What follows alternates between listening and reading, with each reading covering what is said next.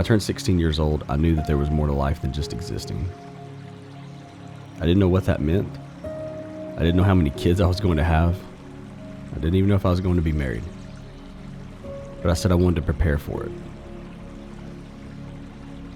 I think preparation is something that is kind of put to the sideline as you're a teenager and even into your 20s. We think about the materialistic things. We think about the jobs that we want. We think about the places we want to go, maybe the clothes we want to wear, to the car that we want to drive. But somewhere along the way, we have to understand that there's a future that lies ahead of us.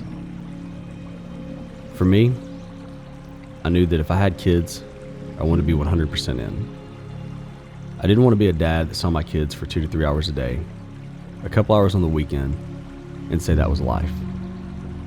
I wanted to give even more. I wanted to give my life to my kids. I wanted my kids to be able to say one day, my dad did all he could. I wanted them to look at pictures, look at videos, have memories in their head, and say, wow, mom and dad did everything they could to give us this life. Now, what is this life? This life for some people, especially kids, is a lot of toys. A lot of just, getting whatever they want. I didn't want my kids to have that attitude. I wanted my kids' dream life to be that of memories with mom and dad. I want it to be days on top of days of time. Time is the most cruel thing we have. I look at my kids now, 12, 9, and Lyndon about to be 8 years old. And I even ask myself, where did the time go? Since Lainey was 4 years old, I've been with her almost every single day. Since Lawson was 1 year old, I've been with him almost every single day. And since Lyndon was born, we've all been together every single day. Now, sometimes it wasn't great quality time. There were times where me and Hannah were working in our brick and mortar businesses, and we were just grinding, doing as much as we could. But the kids were still there.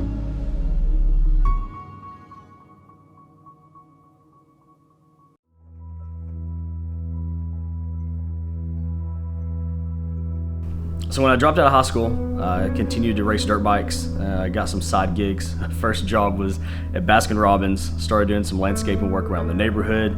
Tried to maximize my time as much as I could when I wasn't on the track. Had an unfortunate accident when I was 21 that left me in a wheelchair for a few months. And that's where life kind of threw me the curveball, because everything that I wanted to do, everything that my dreams were made of, had to do around dirt bikes. I didn't pan out as it should had. So luckily, I had these side gigs and things that I was doing. I'd already had my foot in the door at Unum, which is a company right down the road, where I spent 15 years of my life. So from the time from 17 to 21, it was just a bunch of hustling, traveling, racing dirt bikes, really having the time of my life, not really looking at anything as work. And then at 21, I had to learn to walk again. I was in ICU, came out of ICU, was in a wheelchair, left the wheelchair from a walker to crutches, and life really changed a lot. And that's when I said, okay, I've got to do something different, and I'm going to focus on corporate America, and I want to build a lot of jobs. So I built online businesses, I did personal training, just got in my hands in everything I could, because one thing that was guaranteed was how many hours I had a day. So it's like I'm going to work 18 to 20 hours a day, sleep 4, and just stack as much money as I could. When he was a little boy, a very, very young age, he was always building things, and I'm trying to think the age he was, but he may have been maybe 5 or 6 years old. He was telling me when he got older he was going to be an entrepreneur, and I was like, oh honey, that'd be great. And he said, no mom, seriously, I'm going to be an entrepreneur one day.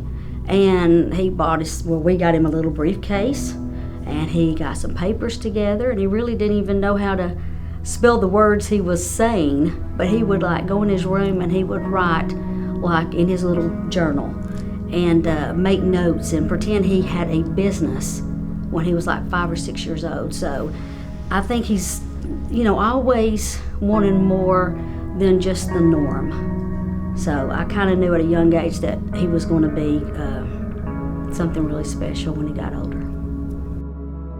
I always had just full trust that he would pull through. He always knew exactly the goals that he wanted, and I knew that he would eventually get it. So he just kept pushing through, and I kept just trusting that he would do an awesome job getting to where he wanted to be. Central High School. If you'd have told me just a couple of months ago I'd be walking through these hallways again, I would laugh at you. So filming this documentary, the one thing I wanted to do was get my mind right. I wanted to wrap my mind around my mindset when I was, in high school. So this is Central High School. This is where I went my high school years, all the way up to senior. I was supposed to be a graduate of the class of 2000. I think it's important we go back and visit where we used to come from, whether it's an old house, maybe an old playground. To me, it was the school. So I just wanted to come back here and get my mind right, get my mindset to say, wow, this is where I was. Very sentimental for me. So I remember being in the cafeteria, talking with my friends about the dreams that I had, things I wanted to be one day. I remember being in the gymnasium, playing dodgeball, basketball, had some amazing fun times in there, to the library, just hanging out and studying. But I can tell you one thing, there's some important takeaways that I learned while being at this school. We look at high school, we look at the teachers, and we're thinking, wow, why are they so hard on us? Or why do they want us to be at school at this specific time? Or why is there a cut here that we have to be here? We're all over the place. Why do we have to have homework? It's setting you up for your future self. The things that you're going to learn here and take away for the older you will benefit you more than you know.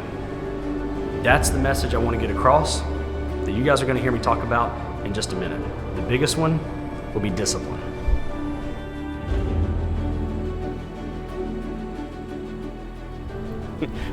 Got a little chilly out here, so I had to throw on a jacket. So you heard me mention inside the school, discipline. Kids get frustrated.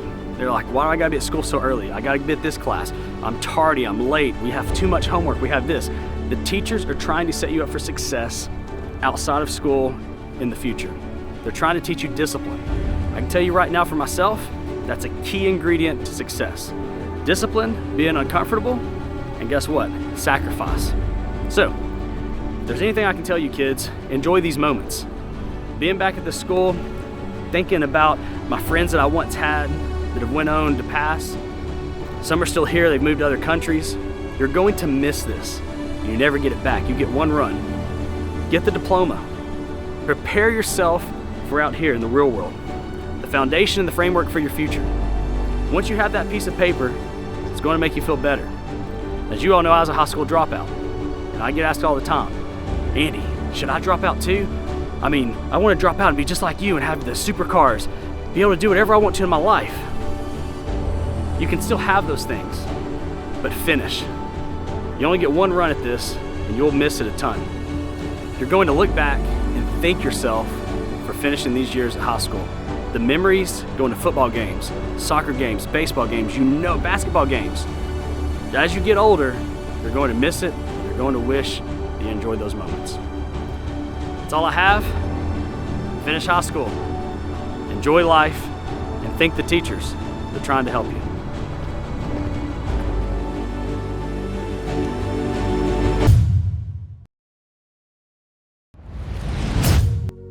That night while in bed, Lainey asked me if I could stay home the next day. I said, sweetie, I can't. Daddy has to go to work. I had to explain to her what it meant to work, how you exchange time for money.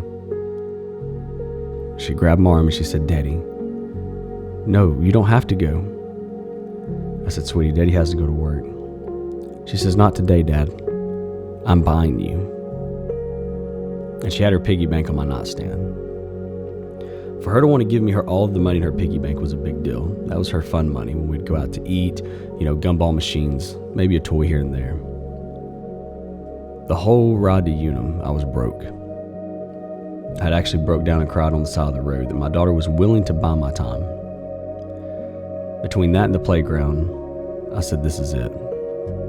And I put in my 2 weeks notice, and I never looked back.